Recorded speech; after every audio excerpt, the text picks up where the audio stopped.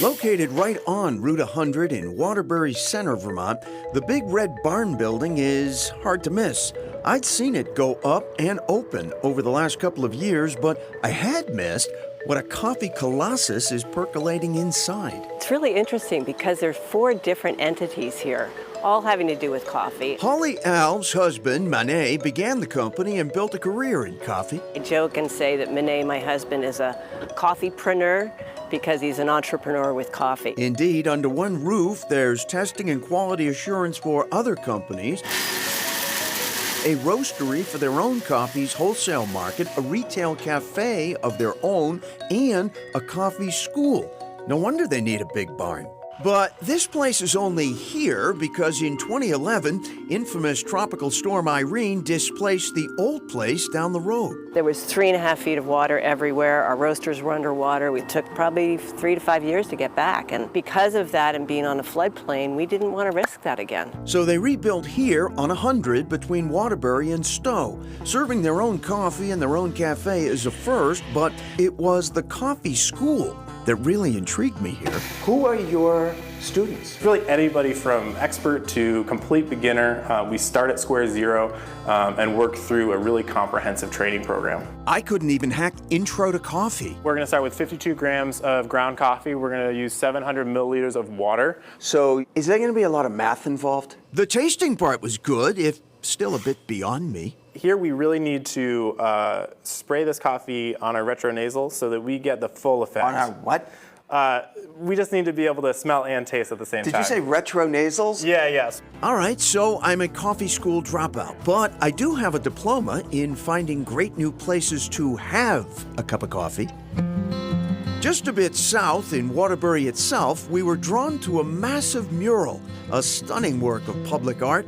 It's the creation of Vermont muralist Sarah Lee Terrat, who worked from a 40-foot cherry picker to paint it. It took 2 years to research, then it took 7 weeks on site, full-time, to finish. Terrat's works can be moving, literally, as in the case of the Ben & Jerry's bus, and emotionally, perhaps none more so than her creation at the State Office Complex in Waterbury. The general feel of it is a forest, and then the close-up personal part is so many stories. I call it a story quilt. The stories are based on what used to be here, the Vermont State Hospital, a mental asylum which operated for more than 100 years until 2011. This town really hosted the hospital in a way, I would call it a gracious way, for a century and a half. Is that part of what you tried to express here? Yeah, it's a complicated story, and it's many stories. Enough stories, Terrat hopes, to interest even casual observers for years to come. I am aware that there are people who will see that piece every day. What I wanted to create is something that people wouldn't learn to ignore. For its sheer size alone, that seems unlikely. There are some things in Vermont that you have to be off the interstate to enjoy.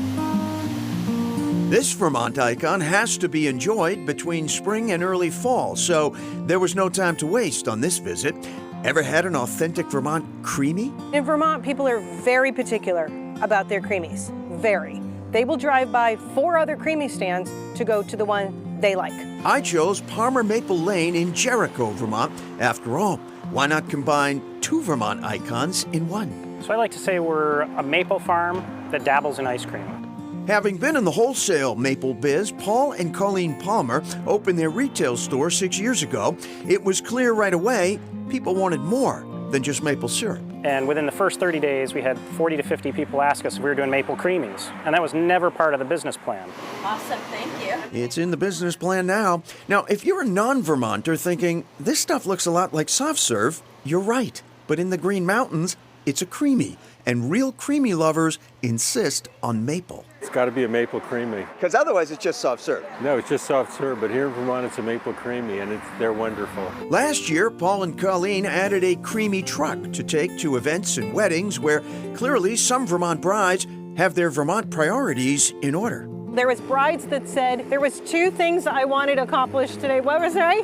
1 was getting the creamy, and 2 was getting married. In that order. I went full maple. Maple creamy with maple sprinkles. Whoa. It'll be next spring now before Vermont creamy worship begins anew, and I do use the word worship advisedly. In Vermont, a maple creamy is religion. We don't have an answer for that. It's just, it is what it is, and we're just glad people like it. Love the story about the bride. Yeah. Paul Palmer does have a theory as to why what is essentially soft serve ice cream is called a creamy in Vermont. Well, he says that the state's creamies tend to have a higher content of buttered cream in them than a regular soft serve ice cream. So it definitely is deserving of the name creamy. Creamier makes it creamy. All right, dropping into a Route 100 landmark next.